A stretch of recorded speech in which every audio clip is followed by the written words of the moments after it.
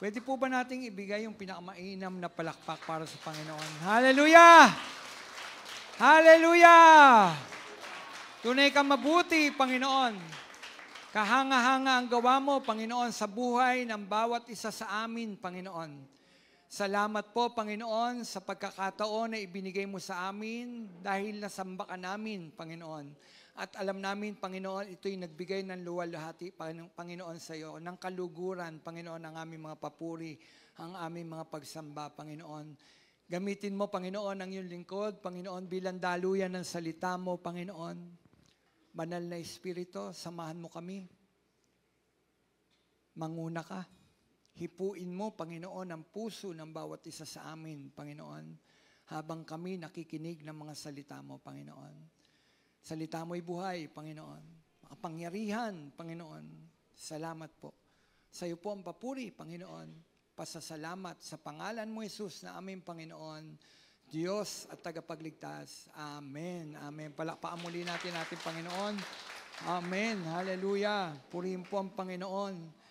Merry Christmas po. Merry Christmas.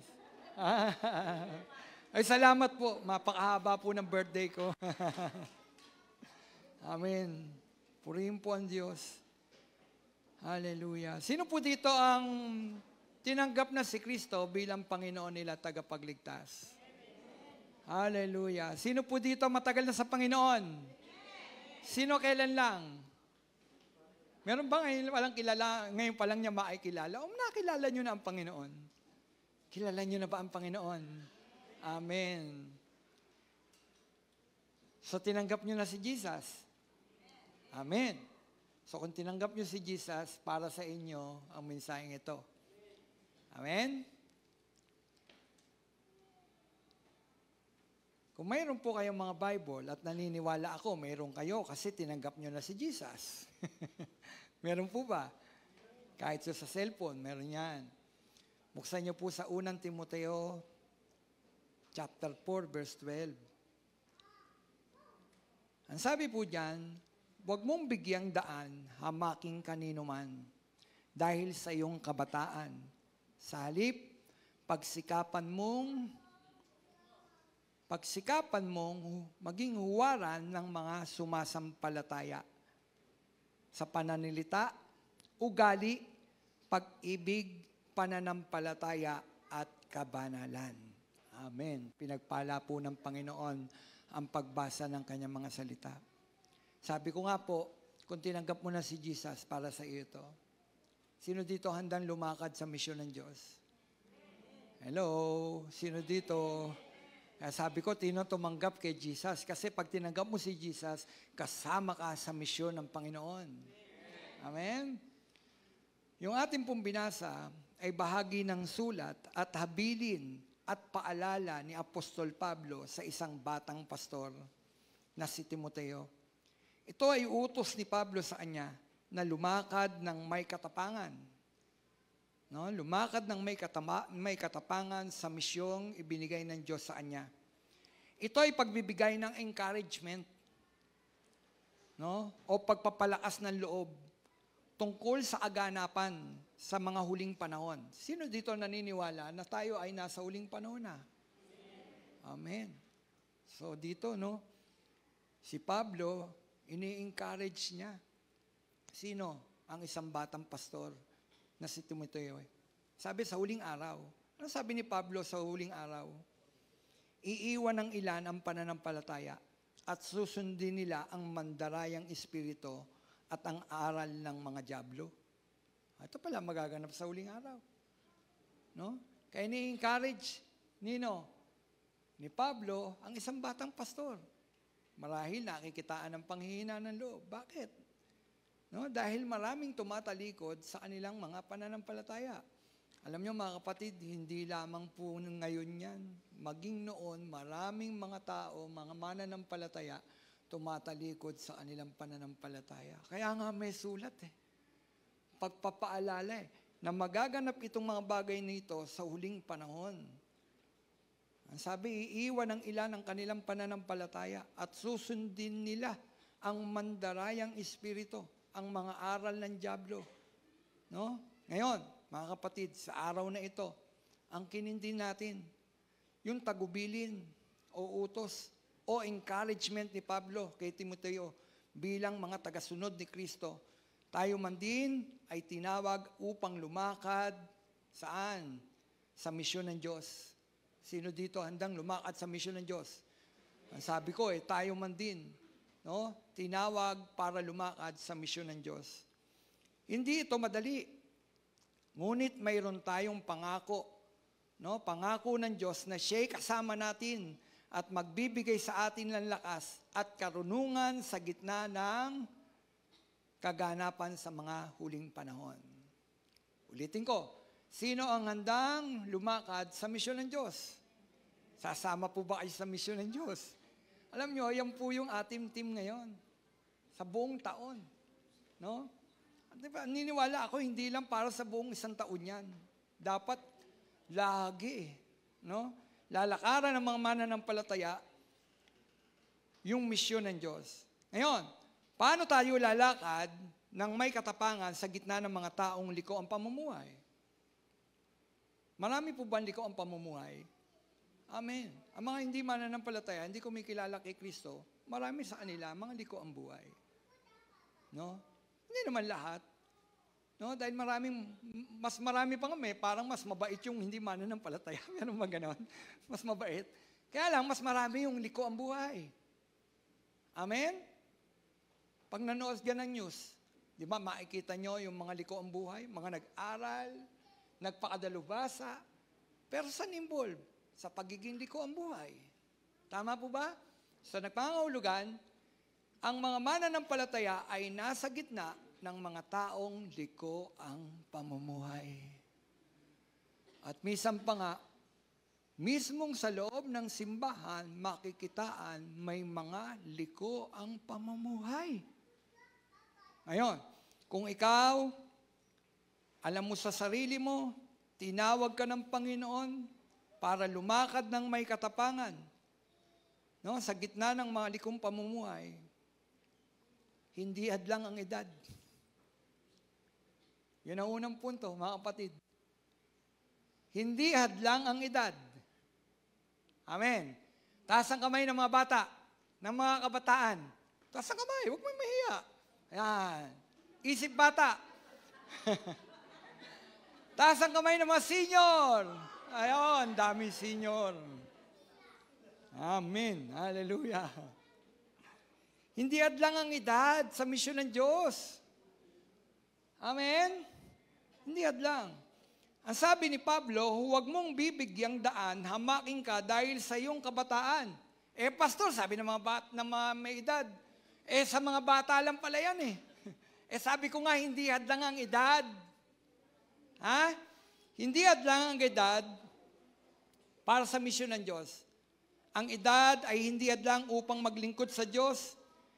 Si Timoteo ay bata pa lamang, ngunit tinawag ng Diyos upang maglingkod sa Panginoon. Bata, mga kapatid.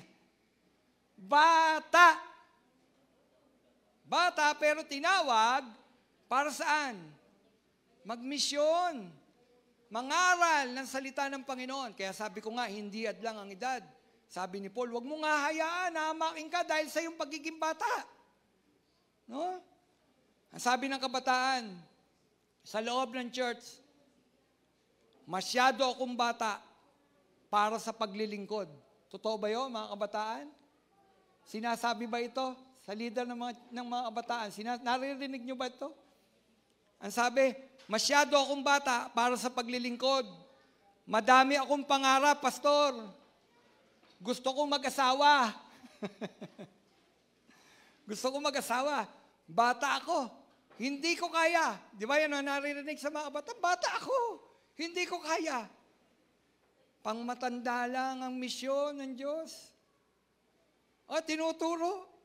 Tinuturo naman ng mga bata ang matanda. Pangmatanda ang misyon ng Diyos, hindi para sa mga bata. Gusto ko mag-asawa, pastor. Kasi akala kapag napasok ka sa misyon ng Diyos, hindi ka na makapag-asawa. Sino may sabi? No? Ang sabi naman ng matatanda, nagtuturuan Alam niyo ba nagtuturuan? Ang sabi naman mga matatanda, masyado na akong matanda, pastor, para sa misyon ng Diyos. Ito nga panay ang pahid ko na efficacent oil. Sino yung papahid ng efficacent oil?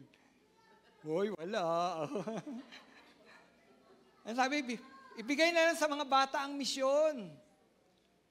Ibigay na lang daw sa mga bata ang misyon ng Diyos. Alam niyo, mga kapatid, maling-mali ang ugali ng pagtuturuan. Bakit nga ba nagtuturuan ang bata at ang matanda sa misyon ng Diyos? Yun ang tanong. Bakit nagtuturuan? Takot. Tama? Natatakot. Kaya ayaw ng bata maglingkod sa Diyos, natatakot. Baka hindi ako makapag-asawa. Hindi ako makapagtrabaho. Sabi ng mga matatanda, natatakot din. Baka doon pa ako atakihin sa misyon ng Diyos. Dito na ako sa bahay. Ano po? Alam niyo mga kapatid, sabi ko nga, hindi hadlang yung edad mo at mali yung nagtuturoan. Hindi dapat nagtuturoan ng bata at ang matanda sa misyon ng Diyos. Nasabi ko nga ang dahilan ay takot. Alam nyo, sa totoo lang, hindi natin talaga kaya tayo natatakot. Amen? Sino kaya dito? Kaya niyan magmisyon? Diyan lang sa kapitbahay. Hindi, di ba? Bakit? Natatakot. Sa totoo lang, mga kapatid, hindi natin kaya. Saganang atin. Hindi natin kaya, saganang atin. Kaya kailangan natin ang kalakasan at kapangyarihan ng banal na Espiritu. Amen? Kung saganang iyo, saganang akin, hindi natin kayang umayo, pumunta sa mga kapitbahay, kumatok sa mga pintuan, puntahan sila at sabihin, yung ipangaral natin yung salita ng Panginoon, pwede po ba pumasok kami sa inyo o kaya saglit lamang, magpapahayag lang po kami ng mabuting balita ng Panginoon. Hindi natin kaya yun. Saganang atin. Amen? Saganang atin. Kaya kailangan natin ang kapangyarihan ng banal na Espiritu. Ang sabi, we receive power when the Holy Spirit comes upon us. Ano daw ang sabi? We receive power. Sino dito ang gusto ng kapangyarihan? Power. Sabihin nyo nga, power. Power Ranger. Hindi. Pagdating ng banal na Espiritu, pinuspos tayo ng banal na Espiritu, magkakaroon ka ng kapangyarihan. Kapangyarihang ano? Ipangaral ang salita ng ating Panginoon. Kasi wala tayong kakayang ipahayag ang salita ng Panginoon. Hindi natin alam, hindi natin kabisado ang salita ng Panginoon. Hindi natin alam ang Biblia. Paano kung may nakipagtalo sa akin? Hindi ko yan alam, pastor. Sa totoo lang, sabi ko nga, hindi natin kaya. Ngunit kapag tayo, mga mananampalataya, puspos tayo ng banal na Espiritu, kaya ng Panginoon. Hallelujah! Ulitin ko, kaya ng Panginoon. Kaya ng Panginoon para sa mga bata, kaya ng Panginoon para sa mga matanda. Kaya.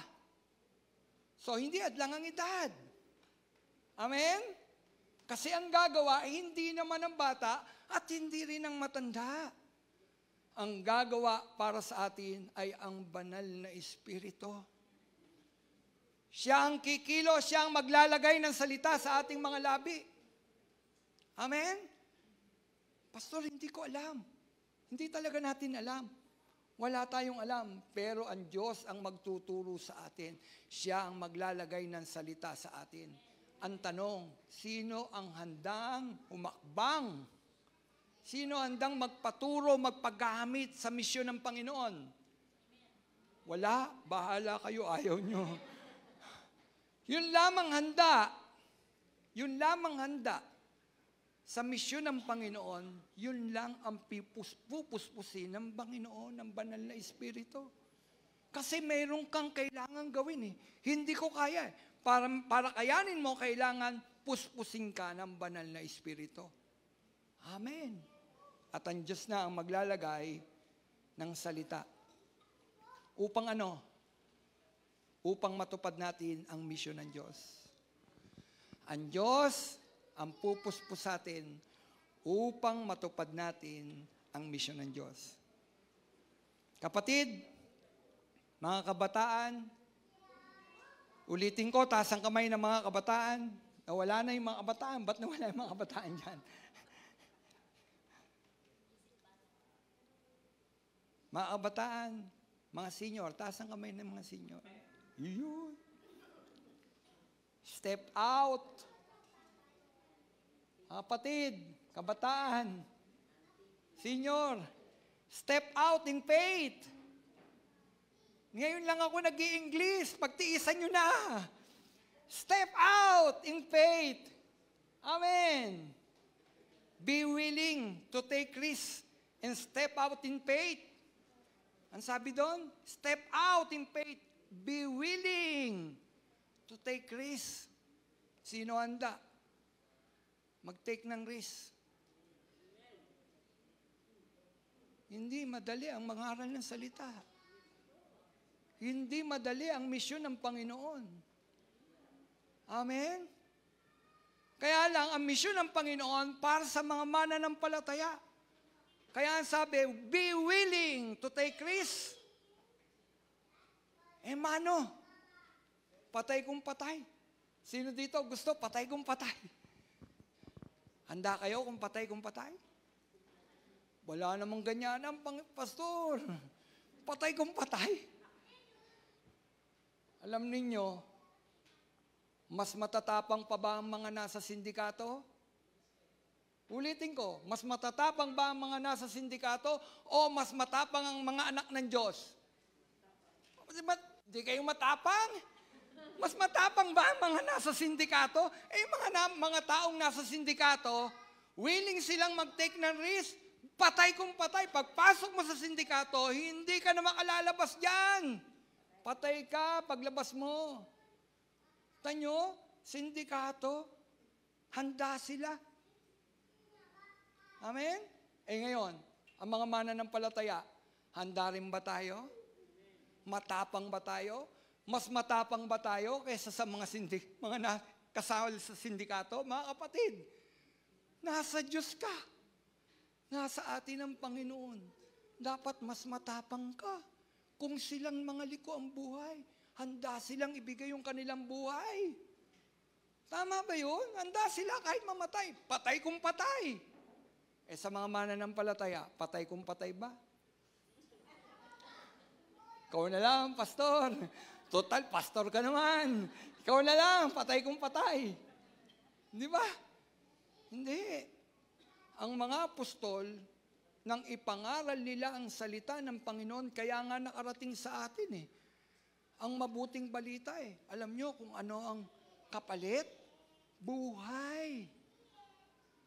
Hindi naging payapa ang buhay ng mga apostol. Meron diyang binalatan ng buhay. May pinako. Pabaliktad si Pedro. Kapatid, hindi madali. Nag-take sila ng risk. Namuunan sila. Para ang salita, ang mabuting balita, makarating sa atin. Sipin niyo yun? Ngayon nga, hindi na tayo Ngayon, hindi ka kukunin para huliin at kulong tapos babalatan ka ng buhay. Ditinayin mo ba si Jesus? O hindi? Hindi na nga, di ba? Kapatid, napakadali. Mas madali nga ngayon, pupunta ka sa kapitbahay mo, ipapangaral mo ang salita ng Panginoon. Dati, hindi.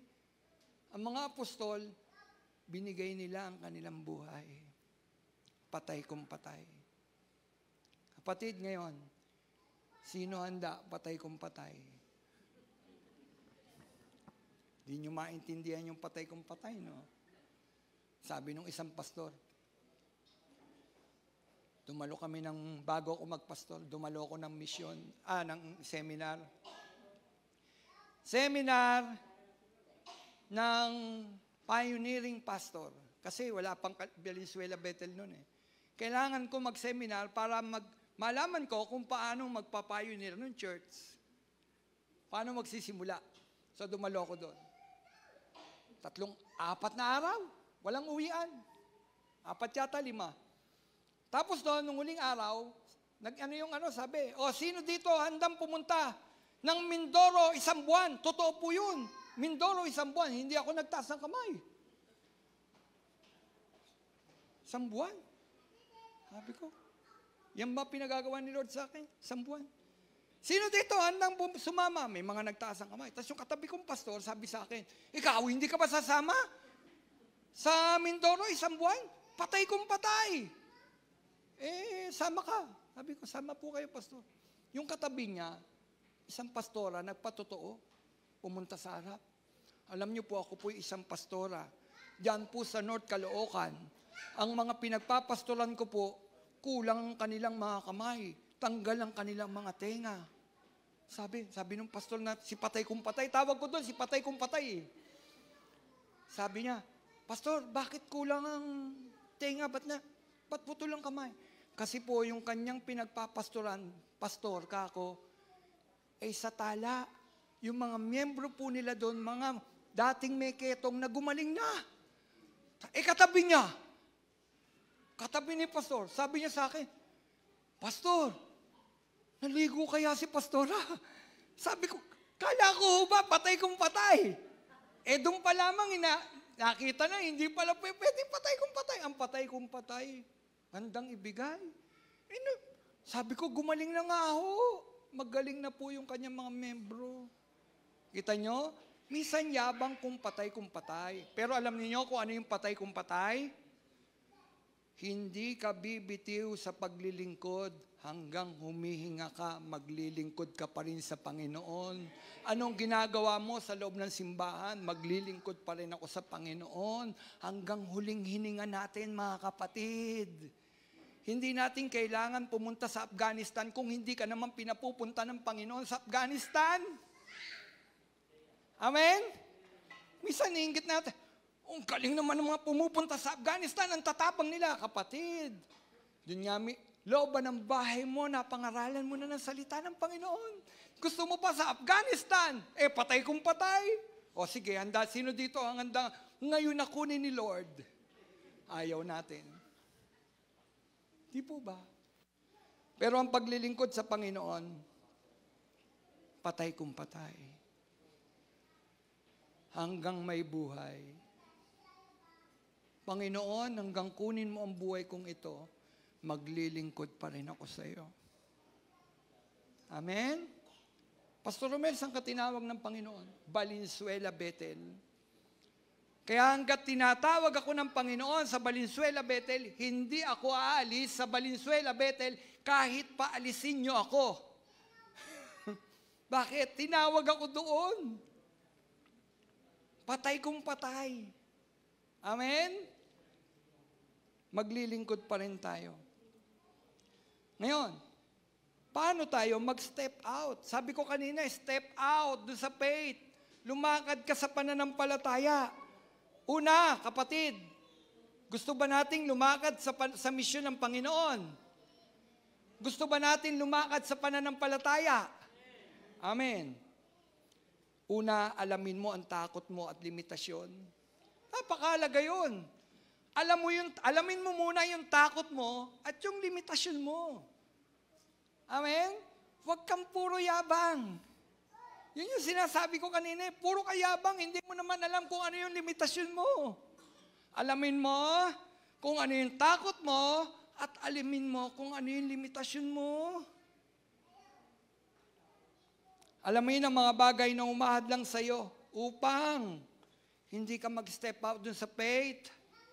Hindi ka lumakad sa pananampalataya. Alamin mo, ano ba nagiging hadlang sa akin? Bakit hindi ako makalakad? Bakit hindi ako makapunta sa mga kapwa ko nanay o tatay para ipahayag ang salita ng Panginoon? Ano umadlang, Panginoon? Alamin mo. Alamin mo yung mga limitasyon mo. Napakahalaga po nun. Alam mo kung ano ang limitasyon mo. Si Moises, bago siya tawagin ng Panginoon, alam ni Moises ang kanyang limitasyon. Katulad ngayon, alam ko limitasyon ko, kailangan kong uminom ng tubig. Si Moises, alam niya ang kanyang limitasyon. Sabi ng Panginoon, susugo kita para palayain sa pagkaalipin ng aking bayan. Narinig ko ang kanilang mga tinig. Umiiyak ang aking bayan. Pinahihirapan ng mga Ehipsyo. Sugo kita, Moises. Ayaw ni Moises. Ayaw ni Moises. Sabi ni Moises, Panginoon, ako, susugo mo. Sino ako? Sa totoo lang, pwede natin sabihin, sino tayo? Ako. Sinabi ko, Panginoon, sino ako? Para maging pastor. Liko nga ang buhay ko. Ayaw nga akong tanggapin ng mga kakilala ko. Bakit? Liko buhay niyan eh. Si Moises, sabi, Panginoon, hindi ko kaya.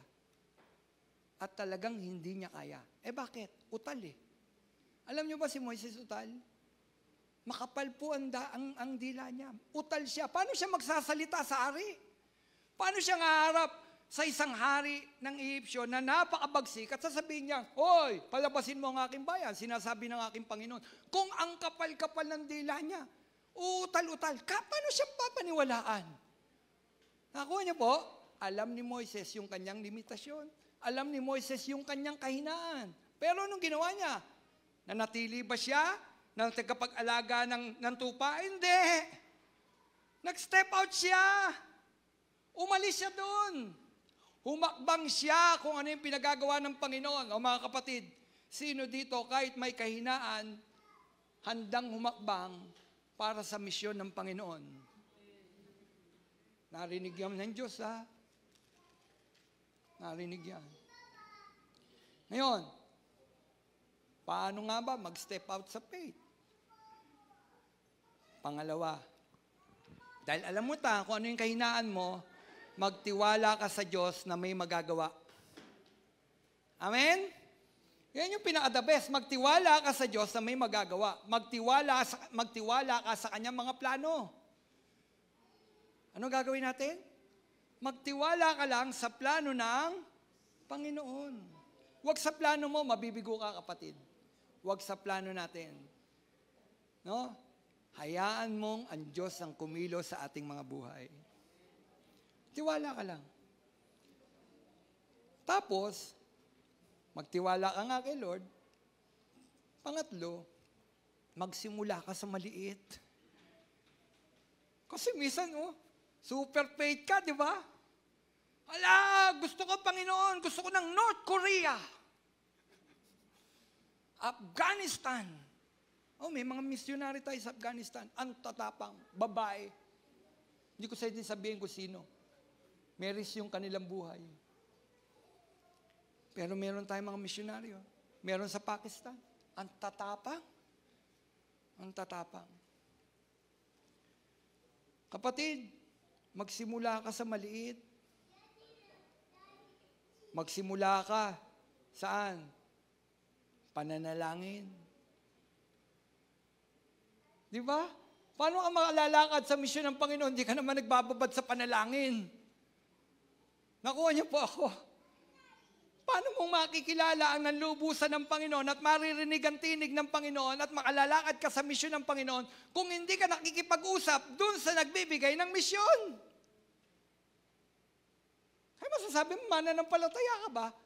Kung hindi ka nagpe-pray, kapatid, pag hindi ka nagpe-pray, hindi ka mananampalataya. Opo, hindi ko patataasin ang inyong mga kamay. Pag hindi ka nagpe-pray, hindi ka marunong makapag-usap sa Diyos, hindi ka niya mananampalataya. Paggising sa umaga, nagpe-pray ba tayo? Ang mananampalataya, nagpe-pray. Lord, salamat po, nagising pa po ako. Anong misyon ko, Panginoon? Sabi ko nga, magsimula ka sa maliit. Ano maliit? Manalangin. No? Manalangin. Mag-pray ka. Tapos simulan mo ang pagbabahagi ng iyong pananampalataya sa iyong pamilya. Ano sabi? Simulan mong magbahagi ng iyong pananampalataya sa iyong pamilya. Kapatid, hindi mo ba pangarap na yung buo mong pamilya madadala mo sa bahay-sambahan? Madadala mo sa iglesia, madadala mo sa harapan ng Panginoon. Tatanggapin si Kristo bilang Panginoon tagapagligtas. Simulan mo sa pamilya mo. Amen. Ang sabi ni Ate Jane, ulitin ko, dali natin ang simbahan sa ating mga tahanan. Sino handa magpabukas ng gawain sa kanilang mga tahanan? Kaya Ate Remy, January, mabubuksan. Sino handa? Pag merong handang magbukas ng gawain, kailangan ng maraming manggagawa. Kailangan maraming magmimisyon. Kailangan maraming hakbang doon sa faith. Hindi matatakot. Bakit? Alam na niya yung kanyang limitasyon. Puspos siya ng banal na espiritu. Kaya hindi siya matatakot. Amen? Sabi ko nga, simulan mo sa pamilya mo. Sa kaibigan mo. Minsan nga yung kaibigan natin, hindi pa pala tumatanggap kay Kristo bilang Panginoon tagapagligtas. Kinuha na ni Lord. Patay nga. Hindi man lang nabagay na ng salita ng Panginoon, namatay. Hindi pa tayo naabag noon, kapatid. Pasalamat tayo, may mga taong ginamit ng Diyos na nahabag sa atin. Dahil dati tayong hindi mga mananampalataya ni Kristo eh. Pero mayroong inipo ang Diyos, lumapit sa atin, siniran tayo. Kapatid, hindi mo ba ipapasa? Yung ginawa na yon sa iyo, nung taong nag-share, para maibahagi yung salita ng Panginoon sa iyo, kung paano siyang binago, kung paano napakabuti ng Diyos, hindi mo ba ipapasa sa kaibigan mo, sa pamilya mo, yung mabuting balita ng Panginoon? Amen? Kapatid, simulan mo sa maliit na bagay. Tapos eto, paano tayo mag-step out do sa faith? Paano tayo lalakad? Hakbang. Hanapin mo ang suporta. Mga kabataan, mga senior, hanapin ninyo ang suporta. Hanapin ninyo ang suporta ng mga taong naniniwala sa iyo at sa iyong kakayahan. No? Hanapin mo yung mga taong naniniwala sa kakayahan mo. No? Sa gawain ng Diyos, hanapin mo yun. Yung mga taong naniniwala, gagamitin ka ng Panginoon, hanapin mo mga taong yun. Amen?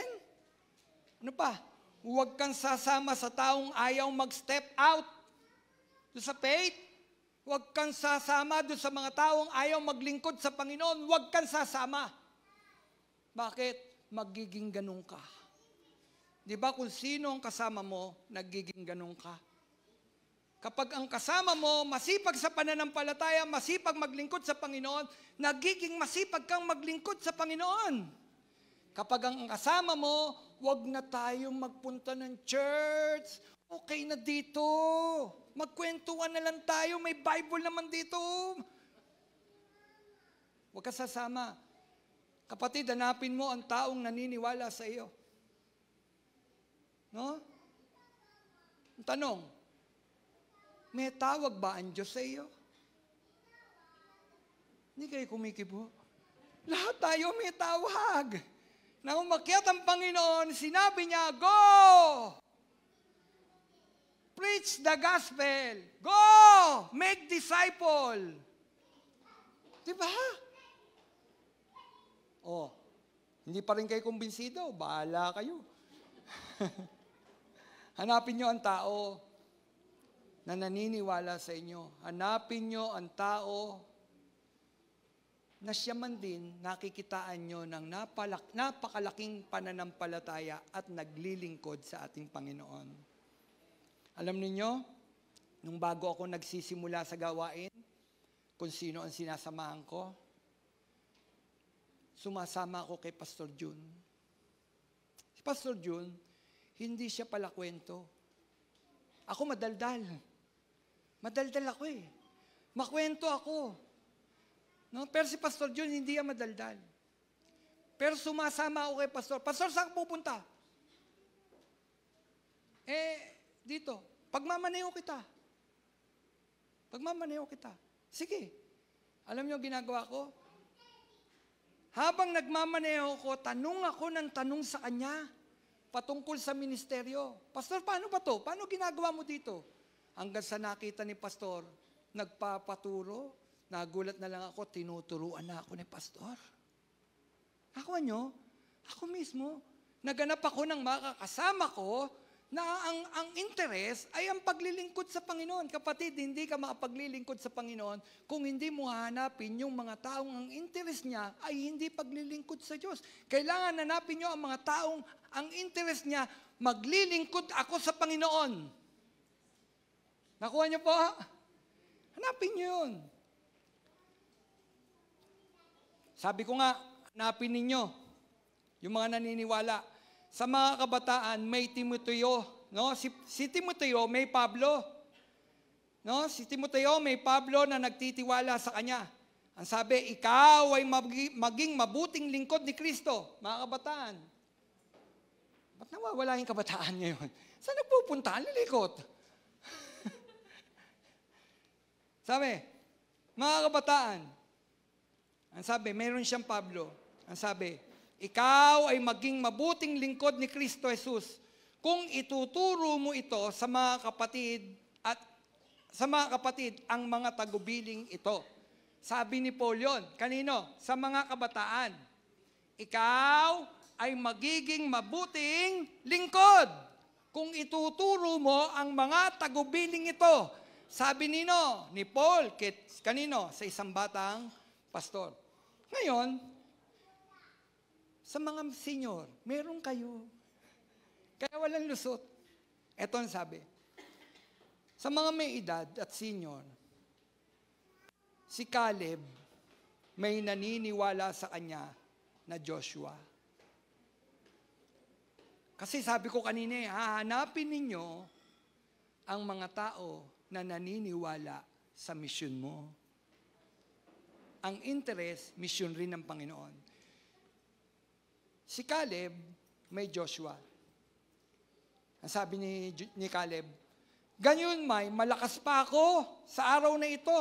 Gaya ng araw na suguin ako ni Moises, kung paanong ang lakas ko noon, ay ganun pa rin ang lakas ko ngayon sa pakikidigma. At gayon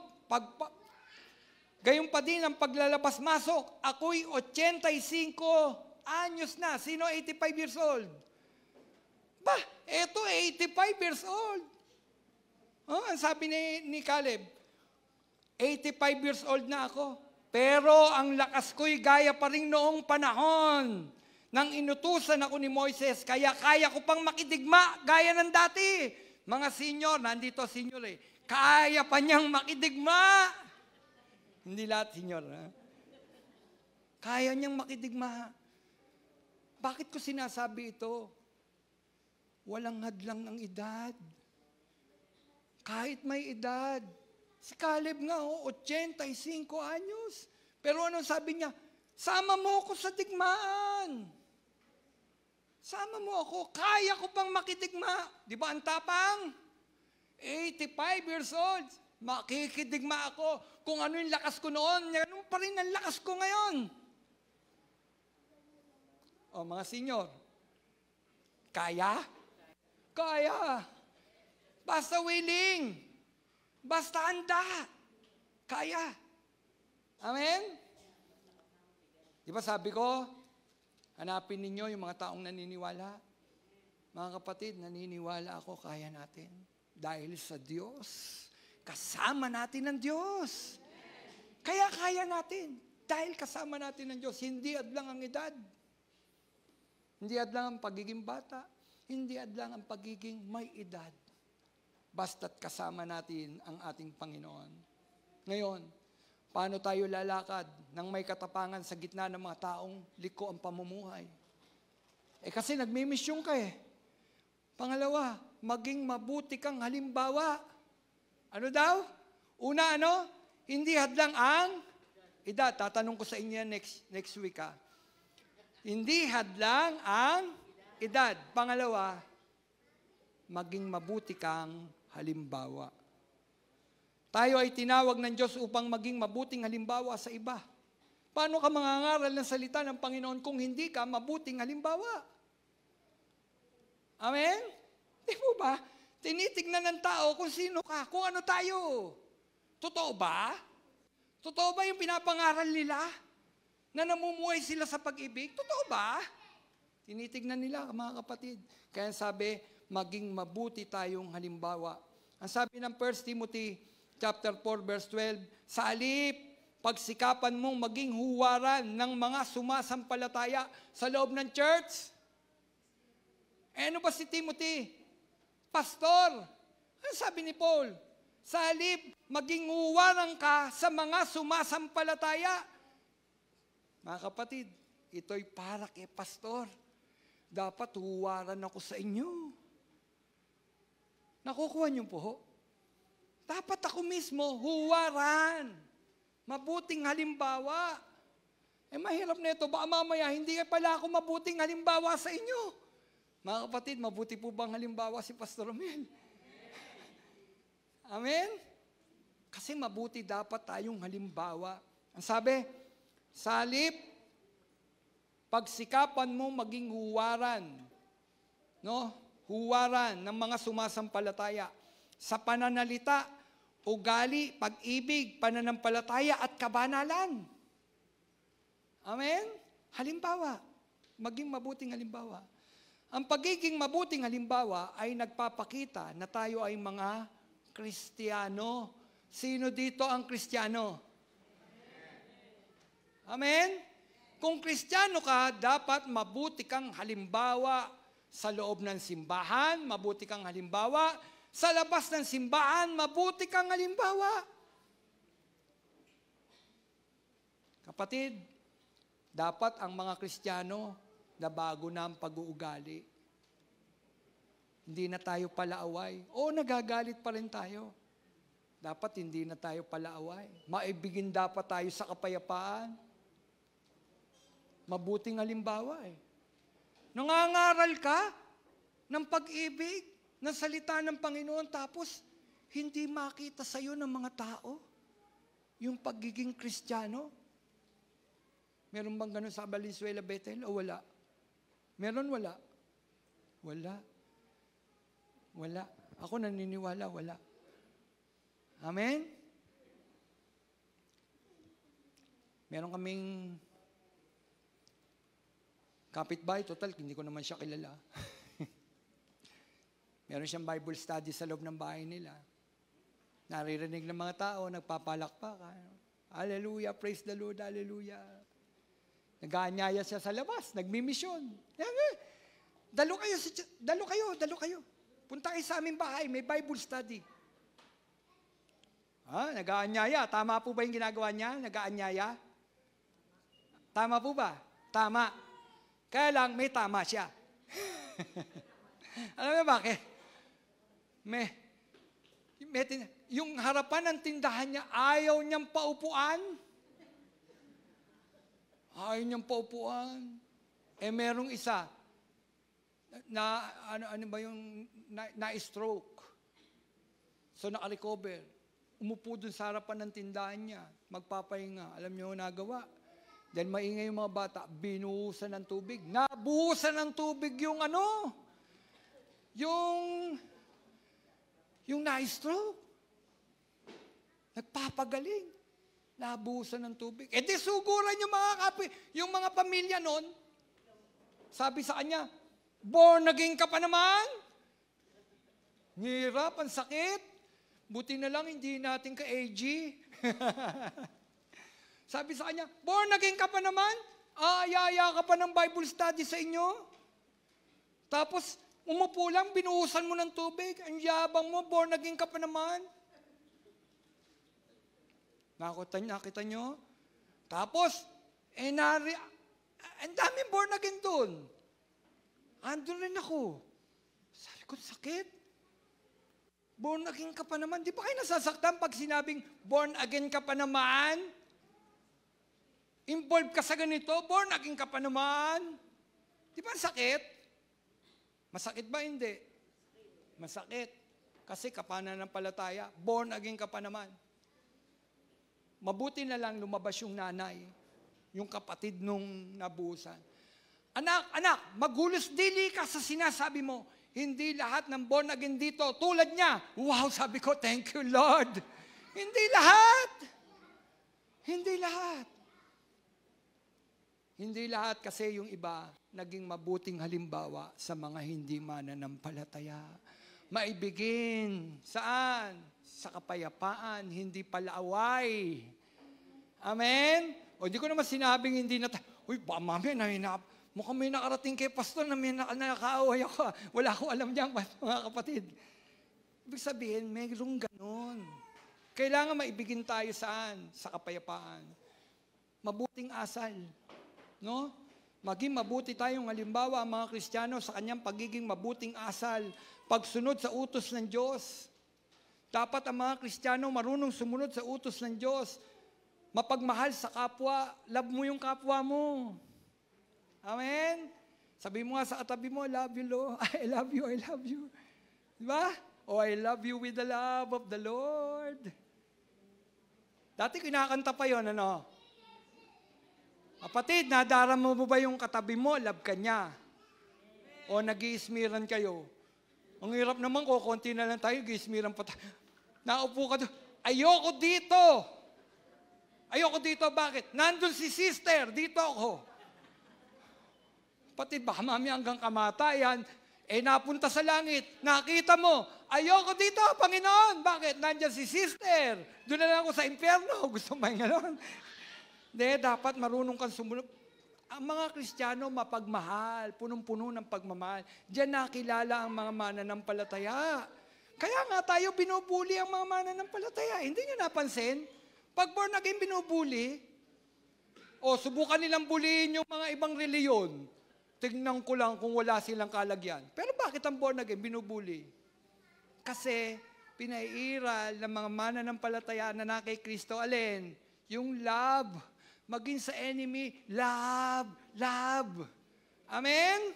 Mabuting halimbawa, mapagmahal sa kapwa, pagiging tapat sa lahat ng oras, faithful. Faithful kay Lord, faithful ka sa kaibigan mo, faithful ka sa asawa mo. Amen? Ano pa? Laging nagpapatawad. Wag sarado yung puso. Kailangan bukas pa rin sa pagpapatawad.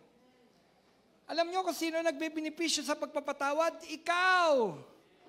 Kaya sabi ni Lord, magpatawad ka. Kasi lugi ka. Yung kinagagalitan mo, natutulog ng mahimbing. Ikaw, hindi ka makatulog, lugi ka, magpatawad ka. Kaya sabi ni Lord, huwag lulubugan ng araw ang inyong mga galit. Amen? Hallelujah! Amen po ba? Tawanan kayo ng tawanan, mukhang hindi kayo.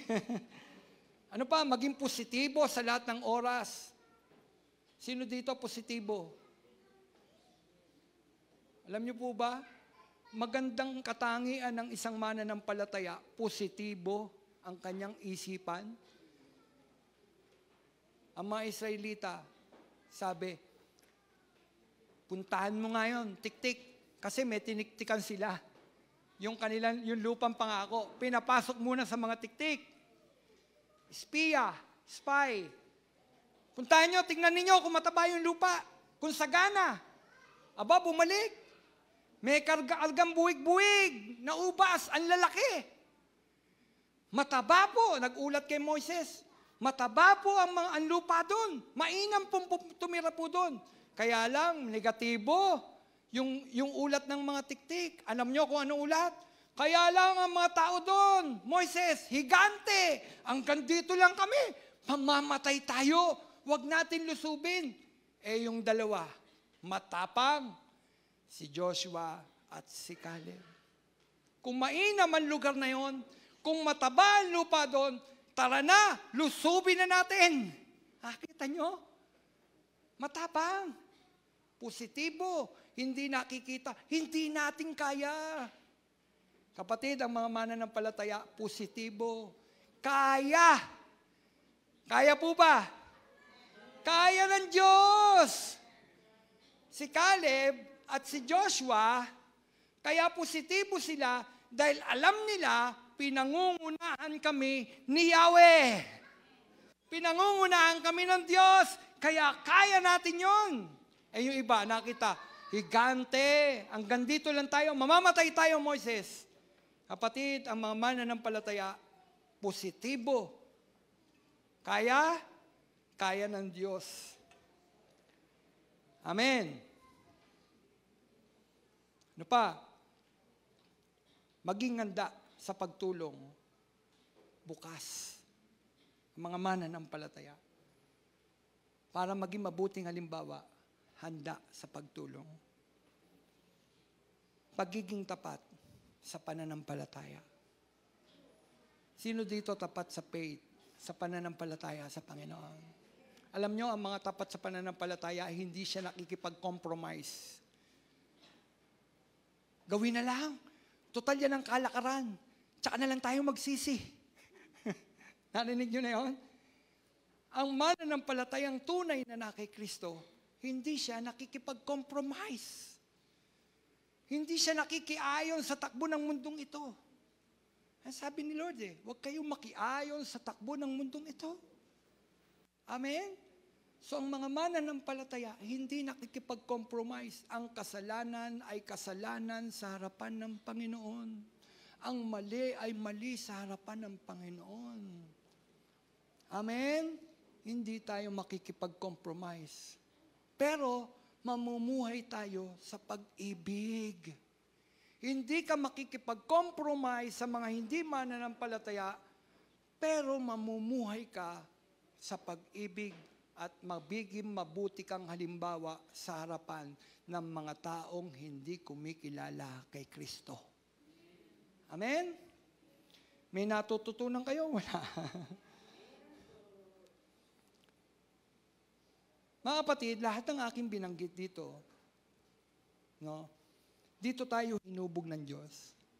Kaya wala tayong dapat ikahiya. Hinubog ka ng Diyos sa pagiging mabuting asal. Yung pagsunod sa Diyos, pagmamahal sa kapwa, pagiging tapat sa lahat ng oras, magiging mapagpatawad, laging positibo sa lahat ng oras, no? Maging handa sa pagtulong, tapat sa pananampalataya, dito tayo hinubog ng Diyos. Kaya anong dapat mong gawin, kapatid, kung diyan ka pala hinubog ng Diyos? Share! Share mo na. Alin? Yung faith mo, yung pananampalataya mo, pastor, paano kung pupunta sa kanila? Di ba ang sinasabi ko nga, yung buhay na binago ng Panginoon, ang pinakamagandang halimbawa, share sa kanila yung paano kang binago ng Panginoon. Yung buhay mo, yung mabuti mong patotoo. Kaya nga dapat mabuti kang patotoo Kasi yun na nagpapakita sa tao na dapat kanilang paniwalaan. Amen? Kasi nga nakikita. Kapatid, kung mayroon kang dapat i-share, yung buhay mo kung paano kang binago ng Panginoon. Share mo si Jesus na nagmamahal, si Jesus na napako sa krus, nagpatawad at binago ng Panginoon ang ating mga buhay. Lahat po tayo, liko ang buhay. Lahat tayo na narito, sasabihin ko na, lahat po tayo dito, karamihan sa atin, problema sa lipunan, marahil. Pero ang maganda doon, binago na tayo ng Panginoon. Praise God, nang makilala natin ang Panginoon. Di ba? Binago ka na. Kapatid, babaguhin kasi. Babaguhin. Ngayon, meron ka ba dapat ikahiya kung binago ka na ng Panginoon? Meron? Nutusan nga ako ng Panginoon. Punta mo si Julie. Sister Julie. Punta mo si Julie. Sabi ko, Panginoon, pupunta ako si Julie. Alam niyo si Julie, malayo kong kapag-anak yun Kilala niya kung sino ko. Panginoon, paano kung pupunta kay Julie? Kilala ni Julie kung sino ako, kung ano ako. Puntahan mo si Julie. Share mo yung gospel. Alam mo, pagpunta ko kay Julie, dala ko yung Bible. Sabi ko, Julie, narito ako para ibagi sa iyo ang salita ng Panginoon. Kilala mo ko, di ba? Sabi niya, kuya. Di ba? Doon pala nakakahina na ng loob. Kilala mo ko, di ba? Kuya. Alam niyo, sinundot. Alam mo, binago na ako ni Lord. Binago na ako ni Lord. O tingnan niyo. Nasaan si Julie? Naglilingkod sa Panginoon. Dahil ba sa akin? Hindi. Hindi dahil sa akin. Dahil ginamit tayo ng Panginoon upang ang isang kaluluwa maligtas. Hallelujah! Kapatid, kahit sino ka, kahit ano pang nakaraan mo, gagamitin ka ng Panginoon. Basta sabihin mo sa sarili mo, binago na ako ng Panginoon. Isa na akong mabuting halimbawa sa harapan ng tao. Dati masama akong halimbawa, ngayon mabuti na akong halimbawa sa harap ng mga taong liko ang pamumuhay. Amen? May integridad. Walang dapat ikahiya. Born again ako. Sino dito proud siya? Born again ako? No? Pag tinanong, anong religion mo? Born again! Pagka matindi religion, yung kasi pagkaakilanlan ano ka? Born again. At ang mga totoong born again, ang manifestation niyan, buhay na binago ng Panginoon. Doon nakikita ang tunay na born again. Mga taong binago ang buhay. Amen? O ngayon, binago ang buhay mo? Ano dapat mo kaya? Share! Karapat-dapat ka ba doon? Sa misyon ng Panginoon? God's mandate, my mission? Karapat-dapat ba tayo doon? Oo! Walang dapat ikaya. Bakit? Binago na ako ng Panginoon. Hallelujah. Share. Share mo yung faith mo. Share natin ang faith sa iba. No, nang may katapangan, gamitin natin ang ating mga salita at pagiging mabuting halimbawa para idalhin sila saan? Kay Jesus. Kapatid, hindi ka magbabait-baitan. Ang mga mananampalataya, hindi pretender. Ulitin ko hindi ka magbabait-baitan. Mabait ka talaga. Binago ka na ng Panginoon. Amen? Kung binago ka na ng Panginoon, ituturo mo kay Jesus ang mga taong lalapitan mo. Amen? Huwag mo turo kay Kibuloy. Turo mo kay Jesus. Siya ang tunay na anak ng Diyos. Amen? O meron ba dito taga-Kibuloy? Naniniwala yun ang appointed son of God? Hello! Ang tunay na son of God, si Jesus. At doon natin ituturo ang tao papunta kay Jesus dahil nasa Kanya ang tunay na kaligtasan. Hallelujah! Praise God! Turo natin ang tao kay Jesus.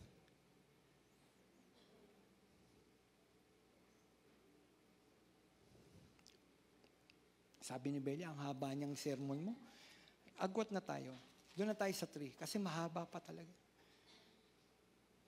Pangatlo, paano tayo hahakbang sa ating faith para sa misyon ng Panginoon? Matapang kang lumakad. Ano yung una? Ano yung una? Sino nakikinig? Ano yung una? Point 1. Ano? Nakalimutan ko rin Ako nagsasalita, nakalimutan ko rin. Ano, Tate Jane? Yun! May assignment hindi nakikinig. Hindi pa tayo lumalabas dito. Hindi nakalimutan na agad. Ano yung sermon ni Pastor? Nakaka-bless. Ano nga? Hindi lang ang edad. Pangalawa, maging mabuting. Halimbawa, pangatlo, at uwi na tayo, matapang kang lumakad sa misyon ng Diyos. Amen! O sino matapang? Patay kung patay. Amen! Tayo ay tinawag ng Diyos upang lumakad ng may katapangan sa misyon ng Diyos. Walang dapat ikahiya at hindi natatakot sa mga hamon at pagsubok. Kapatid, hindi natatakot sa mga hamon at pagsubok. Ang mga mananampalataya, hindi laging sagana ang ating mga buhay. May mga hamon, pagsubok sa ating mga buhay. Hindi laging puno ang ating mga bulsa. Minsan nakakaranas tayo ng gutom. O kala ko ba hindi magugutom ang mga Kristiyano? Kapatid, realidad ng buhay. Minsan, wala tayong pambayad sa kuryente. Amen? Walang pambili ulam. Correct. Diba? Pero matapang. Matapang na umaharap sa mga hamon sa buhay. Dahil lagi nating tandaan, hindi laging may gutom. Mayroon rin namang pagkabusog. Sabi ni Paul, naranasan ko ng magutom. Natutunan ko ng masiyahan kung anong meron ako. Amen? Ang mga mananampalataya, nasisiyahan kung anong meron siya. Nakukontento kung anong meron siya. Lord, thank you dito. Sa isang platitong mani, thank you, Lord. Ulam na natin. Amen? Nasisiyahan ka. Pastor, ang big sabihin, yun lang ang ulam. Hindi. Minsan naman pagpapalain ka, mas madalas nga ang pagpapala, hindi lang natin napapansin eh. Taas ang kamay ng walang ulam mamaya. Kita nyo, lahat may ulam, ibig sabihin, pinagpapala ng Panginoon. Lahat tayo kakain. Masiyahan tayo kung anong meron. Matapang. Matapang na humaharap sa mga hamon sa buhay. Ang dami-daming hamon sa buhay. Madalas yung hamon sa buhay na yan, nagpapabagsak sa ating mga pananampalataya. Pero mga kapatid, huwag kang tatalikod sa Panginoon. Sabi ko nga kanina, hanggang kamatayan, patay kung patay, maglilingkod ako sa Panginoon. Kay Kristo ako! Amen. Nagugutom, kay Kristo ako. May pagsubok, kay Kristo ako. Amen. Taas ang kamay ng kay Kristo. Ayan. Nakumbinsi ko rin kayo. Sabi ng 2 Timoteo 1:6, dahil dito, pinaalala ko sa inyo na maging masigasig ka sa pagtupad sa tungkuling tinanggap mo sa Diyos nang ipatong ko ang aking kamay sa ulo mo. Sabi ni Paul, kay Timothy, maging masigasig ka. No? Dahil dito, sabi niya, sa pagtupad sa tungkulin. Sino dito may tungkulin sa loob ng church? May tungkulin. Mga kapatid, hindi lang leader ang may mga tungkulin. Lahat tayo may tungkulin sa loob ng simbahan. Iba-iba nga lang. Amen? Iba-iba nga lang.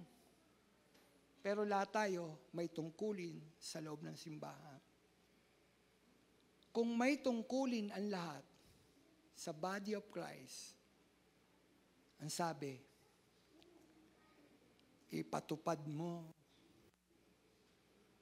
Maging masikasig ka na ipatupad yung tungkulin na yan na tinanggap mo sa Diyos. Anong tungkulin mo sa church? Lahat tayo binigyan. Share. Share. Share. Share mo ang salita ng Panginoon. Sino dito pag-uwi, share niya ang salita ng Panginoon? Pag-uwi. Pamilya. Pamilya. Amen. Ate, nag-chat sa akin si Ate Clarita. Sabi, Pastor, salamat po at mabubuksan na ang gawain sa bahay ni Ate Remy. Praise God! Hallelujah! Sabi, salamat po, nandun na rin yung aking bayaw. Praise God! Kasi pamilya. Pamilya. Kapatid, pamilya natin, share natin, dalin muna natin sa loob ng simbahan, bagi natin ang salita ng Panginoon, mayroon kang tungkulin. Amen? Mayroon tayong tungkulin, matapang mong ipatupad ang tungkulin ito. Wala kang dapat ikaya, binago na ng Diyos ang buhay mo. Hallelujah. Meron akong kamag-anak, hindi ko na sasabihin kung sinong kamag-anak. May namatay kaming kamag-anak. Tumawag ng ibang pastor. Sabi, bakit hindi po si Pastor Romel lang kinuha niyo? Kilala yun ng mga kamag-anak ko, sino yun? Yun nga maganda kung kilala Diba? Kilala nila, kilala ng kamag-anak, na ito dati ang buhay niya, Ngayon, binago ng Panginoon. Di ba magandang patotoo yun? Dati kang manginginom, ngayon, hindi na. Tubig na lang iniinom ko. Isang basong tubig. Di ba? Dati, ito buhay ko. Ngayon, itong buhay ko. Di ba magandang patotoo? Mga kapatid, yung buhay natin na binago ng Panginoon, taas mo ang noo mo. Binago ka na ng Panginoon, walang dapat ikahiya. Dala-dala mo ang pangalan ng Panginoong Jesucristo. Kristiyano nga eh. Kristiyano. Walang dapat ikahiya ang mga Kristiyano. Binago ka na kasi ng Panginoon. 2 Timothy chapter 1 verse 8, kaya't huwag mong ikahiya ang pagpapatotoo tungkol sa Panginoon. Di po ba?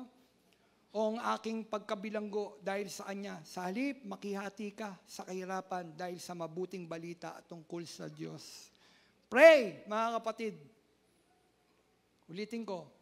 Pray for boldness. Ano yung boldness? Huwag mong magkamagubat. Pray for boldness. Matapang. Boldness. Matapang. Matatakot. Pray. Lord, gusto ko maging matapang. Gusto ko ibagi sa Kanya. Pray. Kung sa tingin mo, hindi ko kaya, pray. Kaya ni Lord. Kaya ni Lord. Pray.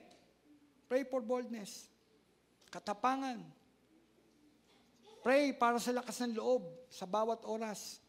Lahat ng iyan magaganap kung tayo, mga kapatid, ay puspos ng Espiritu Santo. Sino dito ang puspos ng Espiritu Santo? Pag puspos ka ng Espiritu Santo, matapang ka. Matapang mong ibinabahagi ang salita ng Panginoon. Hindi ako mahihiya dahil ang Panginoon ko, si Kristo.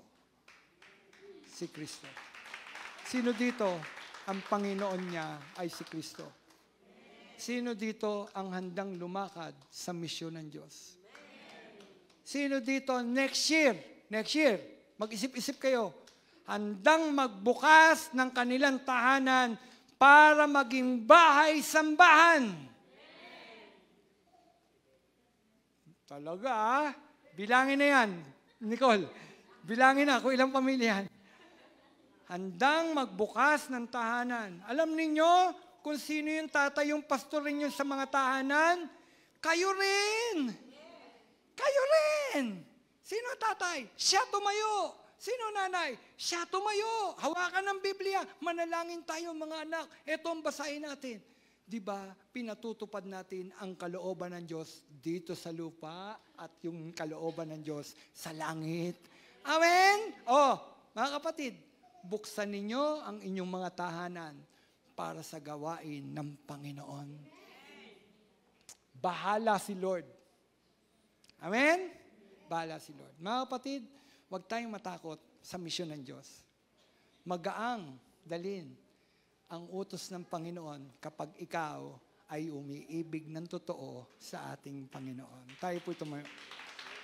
Hallelujah. Thank you, Jesus. Thank you, Lord.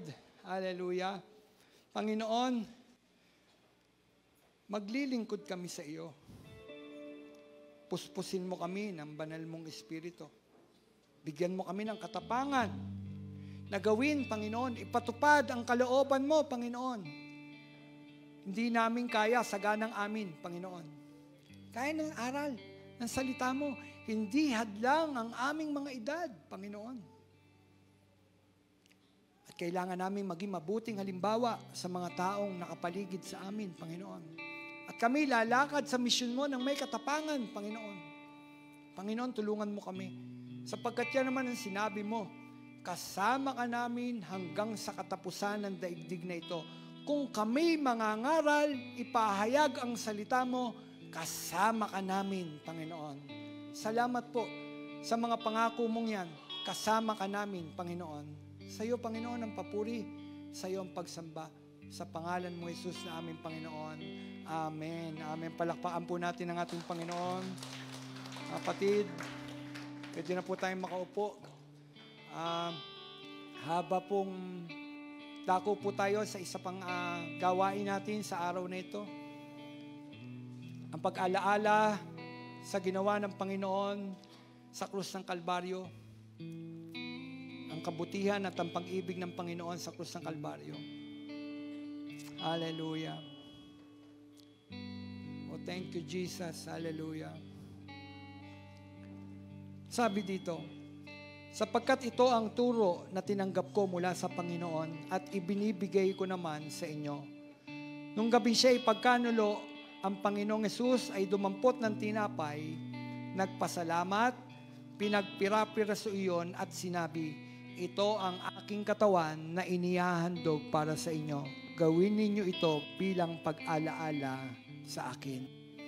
Matapos maghapunan, dumampot din siya ng kopa at sinabi, ang kopang ito ang bagong tipan na pinagtitibay ng aking dugo. Tuwing iinumin nyo ito, gawin ninyo bilang pag-alaala sa akin. Meron na po ba lahat? Amen. Tayo po tumayo. Tayo po tayo. Thank you, Jesus. Thank you, Lord. Hallelujah.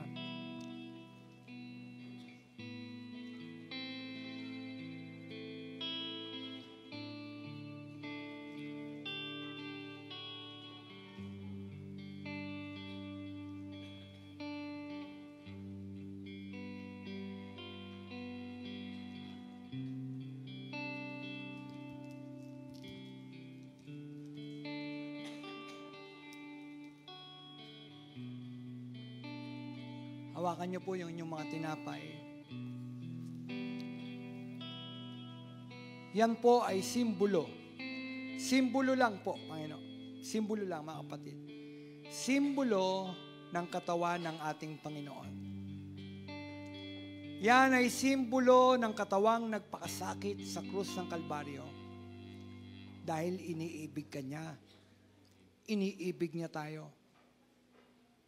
Dahil alam ng Panginoon, hindi natin makakamit ang kaligtasan sa ating mabubuting gawa lamang. Kailangan may magsakripisyo. Kailangan may magbayad. Kailangan may mamatay.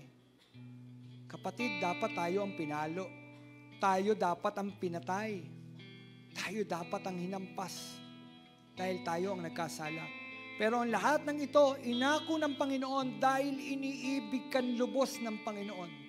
Kapatid, damahin mo ang pag-ibig ng Diyos sa oras na ito. Sige, damahin mo.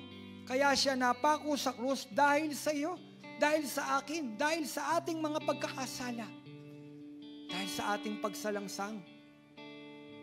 Hallelujah. Pero napakabuti ng Diyos.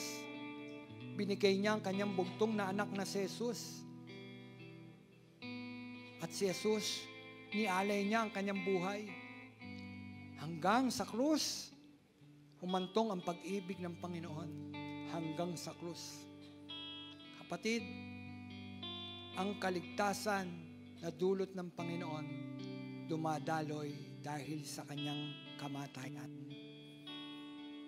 Napakabuti ng Diyos. Napakabuti ng Diyos. Yang hawak niyo po ngayon, yan ay simbolo ng katawang nagkaluray-luray dahil sa ating mga kasalanan. Alalahanin natin ang kabutihan ng ating Panginoon. Kung mayroon po tayong pagkakamali, pagkakasalang nagawa sa harapan ng Panginoon, at ito yung magiging dahilan upang hindi tayo maging karapat-dapat tumanggap sa simbolo ng katawan ng ating Panginoon at sa kanyang dugo, sa simbolo ng kanyang dugo, humingi po tayo ng tawad sa Panginoon. Ngayon po, Panginoon, patawarin mo kami sa aming mga nagawa. Hayagman, Panginoon, o lihim, Panginoon, na kasalanan. Patawarin mo kami upang maging karapat-dapat kami, Panginoon, tumanggap sa simbolo ng katawan mo, Panginoon, sa oras na ito. Panginoon, sinabi mo, Panginoon, dahil sa iyong mga latay, ang aming mga karamdamay nagsigaling, Panginoon. Magaling na ang aming mga karamdaman, Panginoon. O Diyos, pisikal, espiritual, Panginoon, na kagalingan ipinagkaloob mo sa bawat isa sa amin. Salamat po. Ngayon, inaalala namin ang ginawa mong kabutihan sa krus ng Kalbaryo. Salamat po, Panginoon. Sa iyo ang papuri Amen. Amen. Sabay-sabay po natin kanin ang simbolo ng katawan ng Panginoon. Sige po.